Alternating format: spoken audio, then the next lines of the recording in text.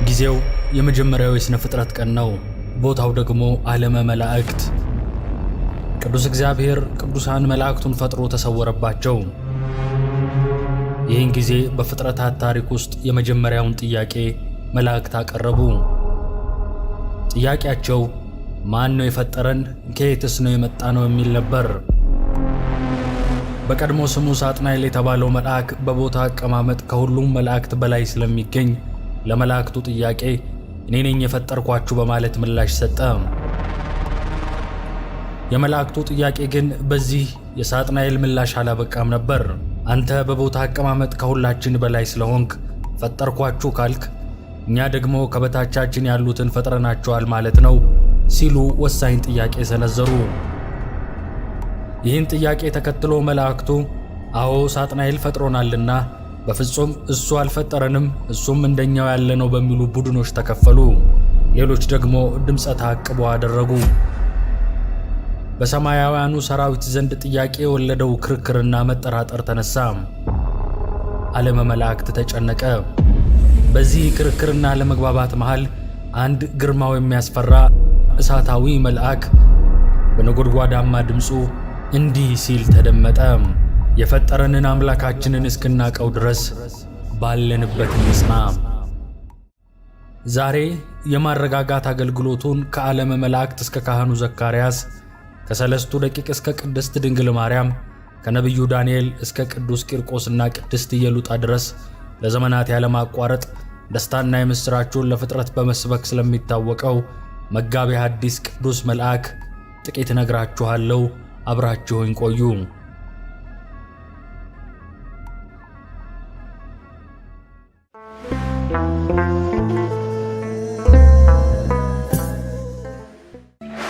መባ ቴሌቪዥን ኦርቶዶክሳዊ መረጃዎች፣ ስብከትና ዝማሬዎች እንዲሁም መንፈሳዊ መጻሕፍት በከፍተኛ የድምጽና የምስል ጥራት ለቤተ ክርስቲያን ልጆች ለማቅረብ እየሰራ የሚገኝ የኢንተርኔት ቴሌቪዥን ነው። እስካሁን ለእናንተ ለተመልካቾቻችን ባቀረብናቸው ዝግጅቶች ብዙ እንደተማራችሁና እንደተጠቀማችሁ በተለያዩ መገናኛ መንገዶች ሐሳባችሁን ስለገለጻችሁልን ከልብ እናመሰግናለን። ነገር ግን ከቻናላችን ተመልካቾች ውስጥ 81 ከመቶ የምትሆኑት ተመልካቾች ቻናላችንን ሰብስክራይብ እንዳላደረጋችሁ ከዩቲዩብ ያገኘነው መረጃ ያሳያል። መንፈሳዊ መርሃ ግብራትን አዘጋጅቶ ለተመልካቾች ማድረስ የእናንተ የተመልካቾች ቅንነትና ትብብር ካልተጨመረበት እጅግ አድካሚ ሥራ ነው የሚሆነው። የምትወዷቸውን ዝግጅቶች እኛ ወደ እናንተ ስናደርስ እናንተ ደግሞ ቻናሉን ሰብስክራይብ በማድረግና የደወል ምልክቷን በማብራት እንድትተባበሩ እንጠይቃለን። የእግዚአብሔር መልአክ ቅዱስ ገብርኤል የስሙ ትርጓሜ ሰው አምላክ ሆነ፣ አምላክ ሰው ሆነ ማለት ነው። ገብርኤል ሆይ ተመርምሮ ለማይደረስበት ስም አጠራርህ ሰላም እላለሁ። ነገር ግን አምላክ ሰው ሆነ፣ ሰው አምላክ ሆነ ማለትን ይመስላል እንዲል መልካ ቅዱስ ገብርኤል።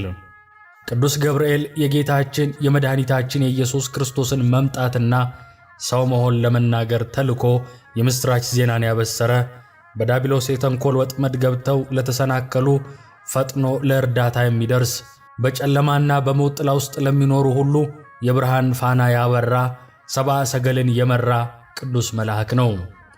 ከቀድሞ ጀምሮ ቅዱሳን ነቢያት ከእግዚአብሔር ተልከው መንፈስ ቅዱስ እንዳናገራቸው ዓለምን ስለማዳን ከጽዮን የሚወጣው ከያዕቆብ በደልን የሚያርቅ ጌታ ይወርዳል ይወለዳል በማለት በየወገናቸውና በየዘመናቸው የተናገሩትን የትንቢት ቃል ያስፈጸመና የምሥራችን ቃል የተናገረ፣ የጨለማ አበጋዝ በሆነ በሰይጣን ተንኮል የእፉኝት መርዝ በሰው ልቦና ውስጥ አድሮ የነበረውን የሐዘን ስሜት ያጠፋ የእግዚአብሔር መልአክ ስሙ ቅዱስ ገብርኤል ይባላል። ቅዱስ ሉቃስ እንደጻፈው መልአኩ ቅዱስ ገብርኤል ሁል ጊዜ ለደስታና ለምሥራች የሚላክ መልአክ ነው። በተለይም ስለ ልደተ ክርስቶስ ለቅድስት ድንግል ማርያም ለመጀመሪያ ጊዜ የምስጋናና የክብር ሰላምታ ያበሰረ በመሆኑ አብሳሬ ትስብት፣ መልአከ ብስራት፣ መጋቤ ሐዲስ ተብሎ ይጠራል። ቅዱስ ገብርኤል ከሌሎቹ መላእክት ተለይቶ መላእክት ከተፈጠሩ በኋላ አምላካቸውን ለማወቅ ማን ነው የፈጠረን እያሉ ሲባዝኑ ሳጥናኤል እኔ የፈጠርኳችሁ ሲል፣ ቅዱስ ገብርኤል ግን የፈጠረንን አምላክ እስከምናውቀው ድረስ በያለንበት እንቁም፣ እንጽና፣ ንቆመ በበህላዊነ እስከንረክቦ ለአምላክነ በማለት መላእክትን ያረጋጋ ቅዱስ ድንቅ መልአክ ነው። በዚህም አባቶቻችን እንደሚሉት ይህ ቅዱስ መልአክ የመጀመሪያው የተዋህዶ ሰባኪ ነው። ምክንያቱም ከፍጥረታት አስቀድሞ አምላኩን አውቆ ስብከት የጀመረ መልአክ ነውና። በዚህም ምክንያት ጌታ ነገረ ሥጋዌውን ለድንግል እንዲያበስር አድርጎታል። ከዚህም በኋላ ደጋግ ሰዎችን ለመርዳት የሚወጣና የሚወርድ ቅዱስ መልአክ ሆኗል። ቅዱስ ገብርኤል ከሌሎች መላእክት ተለይቶ ዘወትር በምንጸልያቸው ጸሎቶች ስሙ የሚጠራ ቅዱስ መልአክ ነው። ይኸውም በዘወትር ጸሎቶች በአቡነ ዘበሰማያት፣ በሰላመ ቅዱስ ገብርኤል፣ በውዳሴ ማርያም፣ በይዌድስዋ መላእክትና በመሳሰሉት ጸሎቶች ዘወትር ስሙ የሚጠራ መልአክ ነው። ቅዱስ ገብርኤል ካህናት አባቶች እንደሚሉት ስዕለት ሰሚ እንዲሁም ፈጥኖ ደራሽ መልአክ ነው። በዚህም ምክንያት በክርስቲያኖችም ዘንድ እጅግ ተወዳጅ መልአክ ሆኗል። ስለዚህም ፈጥኖ ደራሹ መልአክ፣ ስዕለት ሰሚው መልአክ ተብሎ ይጠራል። የአምላክ እናት እመቤታችን ቅድስት ድንግል ማርያምም ከሌሎች መላእክት ሁሉ በይበልጥ መልአኩ ቅዱስ ገብርኤልን እንደምትወደው በድርሳነ ገብርኤል ላይ ተጽፏል። ወንድሞቻችን ሆይ እመቤታችን ድንግል ማርያም ከመላእክት ሁሉ ይልቅ ቅዱስ ገብርኤልን በይበልጥ እንደምትወደው ተመልከቱ። የልጇን የጌታችን የኢየሱስ ክርስቶስን ከእርሷ መወለድ ያበሰራት እርሱ ነውና እንዲል ድርሳነ ገብርኤል ዘኅዳር ምዕራፍ 2 ቁጥር 13። ቅዱስ ገብርኤል ብርሃናዊ መልአክ ነው። ቅዱስ ዮሐንስ ወልደ ነጎድጓድ በራእዩ እንዲህ በማለት ተናግሯል። ከዚህ በኋላ ታላቅ ሥልጣን ያለው ሌላ መልአክ ከሰማይ ሲወርድ አየሁ፣ ከክብሩም የተነሣ ምድር በራች ብሏል። ነቢዩ ልበ አምላክ ቅዱስ ዳዊትም መላእክቱን የእሳት ነበልባል የሚያደርግ እንዳለው ቅዱስ ገብርኤል ነበልባላዊ መልአክ ነው። ቅዱስ ገብርኤል ኃያል መልአክ ነው። ቅዱስ ዮሐንስ በራእዩ ብርቱ መልአክ ደመና ተጎናጽፎ ከሰማይ ሲወርድ አየሁ፣ በራሱም ላይ ቀስተ ደመና ነበረ፣ ፊቱም እንደ ፀሐይ እግሮቹም እንደ እሳት አምዶች ነበሩ። የተከፈተችንም ታናሽ መጽሐፍ በእጁ ያዘ፣ ቀኝ እግሩንም በባሕር ላይ ግራውንም በምድር ላይ አኖረ፣ እንደሚያጋሳም አንበሳ በታላቅ ድምፅ ጮኸ በማለት መስክሯል። ቅዱስ ገብርኤል የመላእክት አለቃ ነው። በራማ በሰፈሩት በ10 የነገድ ሰራዊት ላይ የ40 አለቃ ነው። ነቢዩ ሄኖክም በሰራዊት ሁሉ ላይ የተሾመ መልአክ ቅዱስ ገብርኤል ነው ይላል። በዚህም ምክንያት የራማው መልአክ ተብሎ ይጠራል። ቅዱስ ገብርኤል ፈጣን መልአክ ነው። ሊቃውንተ ቤተ ክርስቲያን እንደሚሉት በመድኃኒታችን በኢየሱስ ክርስቶስ ስነ ስቅለት ጊዜ በመስቀል ላይ የደረሰበትን መከራና ስቃይ አይቶ አላስችል ቢለው ሰይፉን ወርውሯል። ገብርኤል ሆይ በዚያ ድብልቅልቅና ሽብር በሆነ ዕለት ከጌታ እግረ መስቀል ስር ለቆሙት ተረከዞችህና ጫማ ሰላም ላለው ገብርኤል ሆይ የጌታን ትዕግሥት የአይሁድን ግፍ ተመልክተህ በታላቅ አደባባይ ላይ ሰይፈ ቁጣህን አምዘገዘግከው። ቅዱሳት አንስት ግን ክርስቶስ ተነስቷል ስላልካቸው የትንሣኤውን ምስራች ይነግሩ ዘንድ ወደ ሐዋርያት ሄዱ እንዲል መልካ ቅዱስ ገብርኤል። ስለዚህ ቅዱስ ገብርኤል ከዓለም በፊት አምላኩን ያወቀ፣ ዓለም ልታልፍ ስትልም የወረወረው ሰይፍ እንደሚያርፍ ሊቃውንቱ ያስረዳሉ። ቅዱስ ገብርኤል ቅዱሳን ሰማዕታትን ገድላቸውን እንዲፈጽሙ እሳቱንና ስለቱን ተሳቀው ወደ ኋላ እንዳይመለሱ ተጋድሏቸውን እንዲጨርሱ የሚረዳቸው የሚያበረታቸው መልአክም ነው።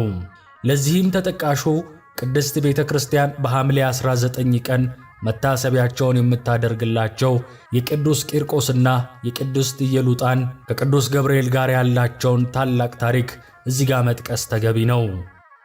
ቅዱሳን መላእክት የሰው ልጆችን ከመከራና ከስቃይ ለመታደግና በችግር ጊዜም ለመርዳት ሥልጣን ከተሰጣቸው ጊዜ አንስቶ በእግዚአብሔር አምላክ አምነውና ታምነው የኖሩ ጻድቃንን ሲረዱ ኖረዋል። እንደየተልእኳቸውም በአምላካቸው ትእዛዝ ከጠላት እጅ በማዳን ከእቶን እሳትና ከፈላ ውሃ ውስጥ አውጥተዋል።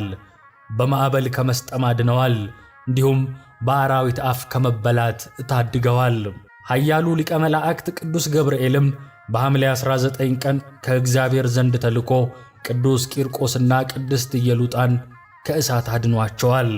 ቅድስት ኢየሉጣ በሮም ግዛት በሚገኝ አንጌቤን በሚባል ሀገር በፈሪሃ እግዚአብሔር በክርስትና ሃይማኖትና በበጎ ምግባር ጸንታ ትኖር የነበረች ደግ ሴት ናት። ቅዱስ ቂርቆስ የሚባል ሕፃን ልጅ ነበራት። ይህቺ ቅድስት የዘመኑን አረማዊ መኮንን እለእስክንድሮስን በመፍራቷ ከልጇ ጋር ከሮም ወደ ጠርሴስ በተሰደደች ጊዜ መኮንኑ እነርሱ ከሚገኙበት ሀገር ገብቶ ክርስቲያኖችን እያሳደደ መግደል ጀመረ። የንጉሡ ወታደሮችም እግዚአብሔርን እንዲክዱ ለጣዖት እንዲሰግዱ ቅድስት ኢየሉጣንና ቅዱስ ቂርቆስን አስፈራሯቸው። ቅዱሳኑ ግን ሃይማኖታቸውን ለመለወጥ ፈቃደኛ አልሆኑም ነበር። በዚህም መኮንኑ ተቆጥቶ በዓይንና በአፍንጫቸው ውስጥ ጨውና ሰናፍጭ በመጨመር በጋሉ የብረት ችንካሮች በመቸንከርና መላ ሰውነታቸውን በመብሳት በብዙ ዓይነት መሳሪያ አሰቃያቸው። እግዚአብሔርም መልአኩን ልኮ የጋሉ ብረቶችን እንደ ውሃ ያቀዘቅዝላቸው፣ ስቃያቸውንም ያቀልላቸው ነበር። በሌላ ጊዜም በገመድ አሳስሮ ንጉሡ ሲያስጨንቃቸው ከቆየ በኋላ ራሳቸውን ከቆዳቸው ጋር አስላጭቶ እሳት አነደደባቸው። ዳግመኛም ከትከሻቸው እስከ እግራቸው ድረስ በሚደርሱ ችንካሮች ቸነከራቸው። በዚህ ጊዜ የእግዚአብሔር መልአክ ቅዱስ ገብርኤል ከእግዚአብሔር ዘንድ ተልኮ ከስቃያቸው አድኗቸዋል። አሁንም ቀኑን ሙሉ በልዩ ልዩ የስቃይ መሳሪያዎች ቢያስጨንቃቸውም የእግዚአብሔር ኃይልና የቅዱስ ገብርኤል ተራዳይነት አልተለያቸውም ነበርና ምንም ዓይነት ጉዳት አልደረሰባቸውም። እንደገናም በመጋዝ ሰንጥቀው በብረት ምጣድ በቆሏቸው ጊዜ ጌታችን ከሞት አስነሳቸውና በመኮንኑ ፊት ድንቅ ተአምራትን አደረጉ። ዳግመኛም በፈላ የጋን ውሃ ውስጥ ቅዱስ ቂርቆስንና ቅድስት ኢየሉጣን ሊጨምሯቸው ሲሉ ቅድስት ኢየሉጣ በፈራች ጊዜ ቅዱስ ቂርቆስ እናቴ ሆይ አትፍሪ፣ አናንያ አዛርያንና ሚሳኤልን ከእሳት ነበልባል ያዳናቸው እግዚአብሔር እኛንም ከዚህ የፈላ ውሃ ያድነናል እያለ ያረጋጋትና በተጋድሎዋ እንድትጸና ወደ እግዚአብሔር ይጸልይላት ነበር። ከዚህ በኋላ ተያይዘው ወደ ጋኑ ውስጥ ገቡ። ውሃውም እንደ ውርጭ ቀዘቀዘ። ደግሞም ወታደሮቹ መንኮራኮር ባለበት የብረት ምጣድ ውስጥ አስገብተው ሥጋቸው እስኪቆረጥ ድረስ በጎተቷቸው ጊዜ ቅዱስ ገብርኤል አድኗቸዋል። በመጨረሻም ከእግዚአብሔር ቃል ኪዳን ተቀብለው በመንፈቀ ሌሊት አንገታቸውን ተቆርጠው በሰማዕትነት አርፈዋል። እስከ ሞት ድረስ በታመኑበት ተጋድሏቸውም ከእግዚአብሔር ዘንድ የሕይወትን አክሊል ተቀብለዋል። ቅዱስ ቂርቆስና ቅድስት ኢየሉጣ የዚህን ዓለም ጣዕም በመናቅ ሞት ቢሆን ሕይወትም ቢሆን መላእክትም ቢሆኑ ግዛትም ቢሆን ያለውም ቢሆን የሚመጣውም ቢሆን ኃይላትም ቢሆኑ ከፍታም ቢሆን ዝቅታም ቢሆን ልዩ ፍጥረትም ቢሆን በክርስቶስ ኢየሱስ በጌታችን ካለ ከእግዚአብሔር ፍቅር ሊለየን እንዳይችል ተረድቻለሁ በማለት ቅዱስ ጳውሎስ የተናገረውን ቃል በተግባር በማሳየት ለክርስቶስ ፍቅር ሲሉ ራሳቸውን ለመከራና ለሞት አሳልፈው ሰጥተዋል። ቅዱሳኑ ተጋድሏቸውን እስኪፈጽሙ ድረስም ቅዱስ ገብርኤል አልተለያቸውም። በመልአኩም ተራዳይነት ቅድስት ኢየሉጣና ቅዱስ ቂርቆስ ብቻ ሳይሆኑ ብዙ ምዕመናንም ድነዋል። የቅዱስ ገብርኤል ስም በሚጠራባቸውና በሚዘከርበት ገዳማትና አድባራት መልአኩ የሚያደርጋቸው ድንቅ ድንቅ ተአምራት ለዚህ ማስረጃዎች ናቸው። ይህም ቅዱሳን መላእክት በእግዚአብሔር ስም መከራ የሚቀበሉ ምዕመናንን ከሞት እንደሚታደጉና ከልዩ ልዩ ደዌ እንደሚፈውሱ የሚያስረዳ ታሪክ ነው። ሰዎች በሃይማኖታቸው ጸንተው በሕይወት ዘመናቸው መከራ ባጋጠማቸው ጊዜ ሕፃኑ ቅዱስ ቂርቆስ እናቴ ሆይ አትፍሪ እያለ እናቱን በመከራ እንድትጸና እንዳረጋጋትና ለሰማዕትነት እንድትበቃ እንዳደረጋት ሁሉ ዘላለማዊውን የእግዚአብሔርን መንግሥት በአንድነት ለመውረስ እንድንችል በመተዛዘንና በመደጋገፍ የሚገጥመንን መከራ ታግሰን በሃይማኖታችን ጸንተን መኖር ይጠበቅብናል። ቅዱስ ቂርቆስንና ቅድስት ኢየሉጣን የተራዳው የእግዚአብሔር መልአክ ቅዱስ ገብርኤል በአማላጅነቱ እንዲጠብቀን ዘወትር ልንማጸነው ያስፈልጋል። መልአኩ ከፈጣሪው ከእግዚአብሔር በተሰጠው ሥልጣን መሠረት ከሚደርስብን ልዩ ልዩ መከራና ስቃይ ያድነናልና። የቅዱስ ገብርኤልን ታሪክ መተረካችንን የጀመርን እንደሆን ሌላው ስለዚህ ቅዱስ መልአክ የሚነሳው ሁነኛ ታሪክ ቀጥሎ የሚቀርበው ነው። የፋርስ ንጉሥ የነበረው ናቡከደነጾር እግዚአብሔር አምላክ ምድሪቱን ሁሉ ሲያስገዛለት በትዕቢት ተሞልቶ በኃይሌ ያደርጋለሁ፣ በማስተዋል ጥበቤም የአሕዛብን ድንበሮች አርቃለሁ፣ ሀብታቸውንም እዘርፋለሁ፣ የሚቀመጡባቸውንም ከተሞች አናውጣለሁ፣ በእጄም ዓለምን ሁሉ እንደ ወፍ ቤት እሰበስባለሁ፣ እንደ ተተወ እንቁላልም እወስዳቸዋለሁ፣ ከኔም የሚያመልጥ የለም የሚቃወመኝም የለም ብሎ በመታበይ የወርቅ ጣዖት አሰርቶ ዱራ ወይም አዱራን በሚባል ስፍራ ላይ አቆመው። በግዛቱ በልዩ ልዩ የሥልጣን እርከን ላይ ያሉትን ሹማምንትንና ገዢዎችን ሰበሰባቸው። የመለከትና የእምቢልታ፣ የመሰንቆና የክራር፣ የበገናና የዋሽንትን የዘፈንንም ሁሉ ድምፅ በሰማችሁ ጊዜ ወድቃችሁ ንጉሥ ናቡከደነጾር ላቆመው ለወርቁ ምስል ስገዱ፣ ወድቆም ለማይሰግድ በዚያን ጊዜ በሚነድ እሳት እቶን ውስጥ ይጣላል ብሎ አዋጅ አስነገረ። ይህንን አዋጅ የሰሙ የንጉሥ ሹማምንት ሁሉ የመለከቱንና የእምቢልታውን እንዲሁም የዘፈኑን ድምፅ በሰሙ ጊዜ ተደፍተው ለወርቁ ምስል ሰገዱ። በባቢሎን አውራጃዎች ላይ የተሾሙ አዛሪያ ወይም ሲድራቅ፣ አናንያ ወይም ሚሳቅ፣ ሚሳኤል ወይም አብድናጎ ግን ንጉሥ ላቆመው ምስል አልሰገዱም። ነገር ሰሪዎች ይህንን ወሬ ለንጉሡ ነገሩት። ንጉሡም እጅግ ተቆጥቶ ወደ እርሱ አስጠራቸው። እርሱ ላቆመው ለወርቅ ምስል ያልሰገዱ እንደሆነ እጅና እግራቸውን ታስረው ወደ እቶኑ እሳት እንደሚጣሉ አስጠነቀቃቸው። ሰለስቱ ደቂቅ ግን ናቡከደነጾር ሆይ በዚህ ነገር እንመስልህ ዘንድ አንፈልግም። ንጉሥ ሆይ እኛ የምናመልከው አምላክ በሰማይ አለ፣ ከሚነደውም ከእሳቱ እቶን ያድነን ዘንድ ይችላል፣ ከእጅህም ያድነናል። ንጉሥ ሆይ ይህም ባይሆን አማልክትህን እንዳናመልክ ላቆምከውም ለወርቁ ምስል እንዳንሰግድለት እወቅ ብለው መለሱለት። የንጉሥ ናቡከደነጾር ቁጣ ከበፊት ይልቅ እጅግ ነደደ። እሳቱንም 7 እጥፍ እንዲያቀጣጥሉትና እነዚህን 3 ብላቴኖች እጅና እግራቸውን አስረው ከነማዕረገ ልብሳቸው ከእቶን እሳት ውስጥ እንዲጨምሯቸው ትእዛዝ አስተላለፈ። ትእዛዙ አስቸኳይ ነበርና እነርሱን ወደ እሳቱ የጣሏቸውም ኃያላን በእሳቱ ወላፈን ተገርፈው ሞቱ። እንዲህ ሲሆን ሳለ ግን ሰለስቱ ደቂቅ ወደ አምላካቸው በፍጹም ልባችን እናምናሃለን፣ እንፈራሃለን፣ አታሳፍረን እንጂ ገጸ ረድኤትህንም እንፈልጋለን እያሉ ይጸልዩ ነበር። እግዚአብሔር አምላክ ጸሎታቸውን ተቀበለ። መልአኩ ቅዱስ ገብርኤልንም ከመጣባቸው መከራ ይታደጋቸው ዘንድ ላከው። ቅዱስ ገብርኤልም እስራታቸውን ፈታ፣ እሳቱን እንደ ውሃ ቀዘቀዘው። ሰለስቱ ደቂቅም መልአኩን ልኮ ከዚህ እቶን እሳት ያዳናቸውን አምላክ የአባቶቻችን አምላክ እግዚአብሔር ይክበር፣ ስምህም ለዘላለም የተመሰገነና የከበረ ነው በማለት አመሰገኑ። ንጉሥ ናቡከደነጾርም ሰለስቱ ደቂቅ እሳቱ አንዳች ጉዳት ሳያደርስባቸው በእሳቱ ውስጥ ሲመላለሱ ከእነርሱ ጋር የሰው መልክ ያለው ነገር ግን አምላክን የሚመስል መልአክ ተመለከተ። መንፈስ ቅዱስ ሊቀ ካህናቱን ቀያፋን ፊቱን ጸፍቶ አፉን ከፍቶ ሕዝቡ ሁሉ ከሚጠፋ አንድ ሰው ስለ ሕዝቡ ይሞት ዘንድ እንዲሻል አታስቡምን ብሎ እንዳናገረው እንዲሁ ናቡከደነጾርንም እነሆ እኔ የተፈቱ በእሳቱም መካከል የሚመላለሱ 4 ሰዎችን በዚያ አያለሁ፣ ምንም የነካቸው የለም፣ የአራተኛውም መልክ የእግዚአብሔርን ልጅ ይመስላል ብሎ እንዲናገር አደረገው። የእግዚአብሔር ልጅን መልክ ያለው በኋላም መልአኩ ብሎ የተናገረለት ቅዱስ ገብርኤልን ነበር። እርሱ ስለመሆኑ ለነቢዩ ዳንኤል በተገለጠበት ግርማ ማረጋገጥ እንችላለን።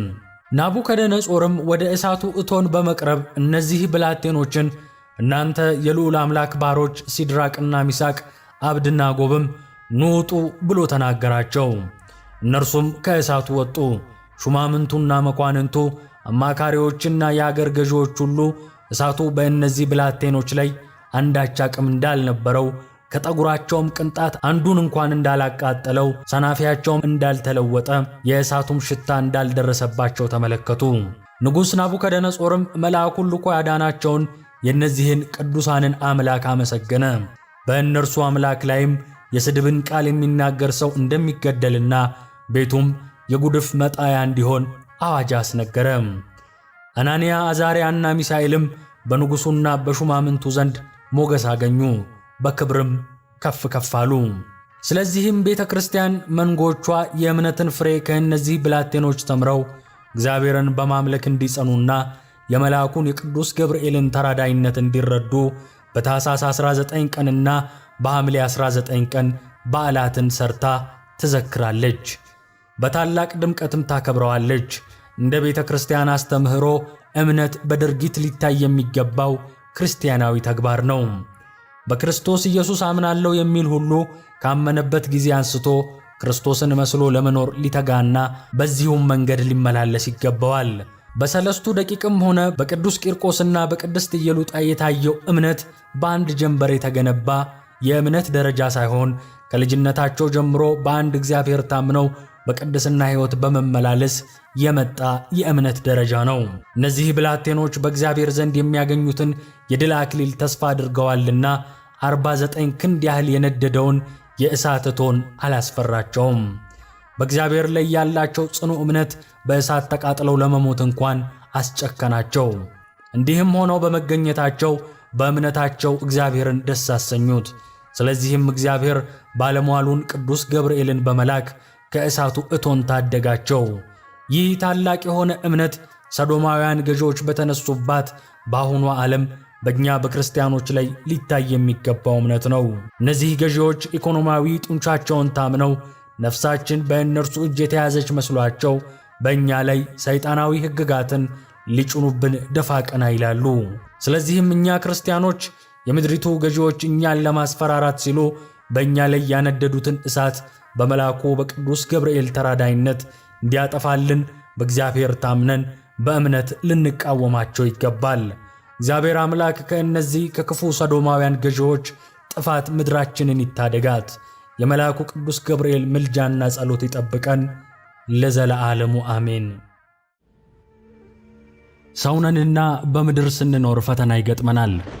አንዳንዱን የፈተና ወጀብ በቀላሉ ስንሻገር፣ ሌላው ግን የሚያልፍ እስከማይመስለን ድረስ አስጨናቂ ይሆናል። ይህኔ የተዋህዶ ልጆች ነንና በጸሎት መበርታት፣ ለታቦታት መሳል፣ ሱባኤ መያዝ ግድ ይለናል። የቅዱስ እግዚአብሔር ምላሽም ቅርብ ይሆናል። የተሰማልንን ጸሎት፣ የሰመረልንን ስዕለት፣ የተቆጠረልንን ሱባኤ ትርጉሙ ምን እንደሆነ የሚገባን ያሳለፍነውን የጭንቅ ቀን ዞር ብለን ስናስተውለው ነው። ከእያንዳንዱ ስዕለት ጀርባ ብዙ አስተማሪ የጭንቅ ቀናት አልፈዋል። እርሶስ ለየትኛው ታቦት ተሳሉ? የትኛውን ቅዱስ በጸሎት ተማጸኑ? እነዚያን የጭንቅ ቀናት እንዴት ባለ ተአምር አለፉ? የተዋለሎትን ውለታ፣ የተደረገሎትን ምሕረት ይመስክሩ። ለእኔ የደረሰ ለእናንተም ይድረስ ይበሉ። የተደረገልኝን ምሕረትና አስተማሪ ድንቅ ታሪክ ለብዙዎች ማካፈል እፈልጋለሁ ካሉ ወደ 0917 32 31 09 በቴሌግራምና ዋትሳፕ እንዲሁም በቀጥታ በመደወል ቀጠሮ ማስያዝ ይችላሉ። መባ ቲቪ እናመሰግናለን።